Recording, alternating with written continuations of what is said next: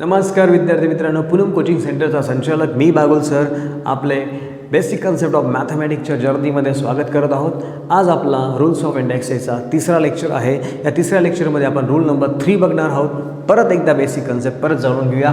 बघा, a raise to m, एला आपण बेस म्हणतो आणि एमला काय म्हणतो बाळांनो, इंडेक्स म्हणतो। हे तुम्हाला माहिती आहे, आता मागच्या दोन लेक्चरमध्ये क्लिअर झालं असेल।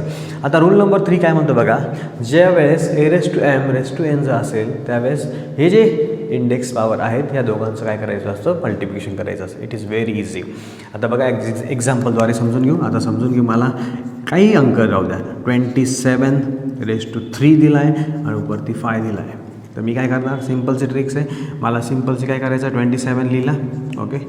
तुम्हाला माहिती आहे दोघांचं प्रोडक्ट होणार, 3 × 5 केला, मला माहिती आहे 27 रेज टू 5, 3चं तुम्हाला टेबल माहिती आहे 15। It is very easy. आता हे नंबर्सला ह्याला पण होणार का सर? हो, व्हेरिएबल्सला पण होणार।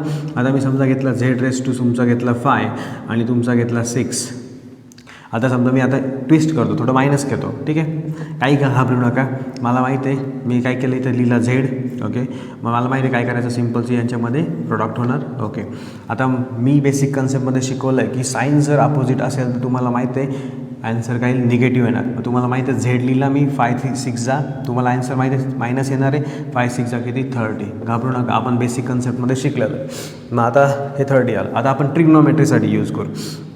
मग आता ट्रिग्नोमेट्रीसाठी मी यूज केलं समजा cot theta, cot cube theta आहे आणि त्याच्यानंतर मी घेतलं आहे त्याची पॉवर घेतली 6, बरोबर। मग आता मी काय केलं, सिम्पलची ट्रिक्स आहे। मग आता मी काय केलं, कॉट पुढे लिहिलं कॉट थिटा रेज टू काय केलं मी 3 × काय 6 इज इक्वल टू काय तुमचा 3 6 जा तुम्हाला माहिती 80।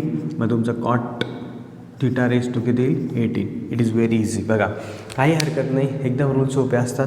रूल जर बेसिक जर आपलं क्लिअर झालं ना मॅथमॅटिक्स विषय हा खूप सोपा जाणार आहे, खूप सोपा।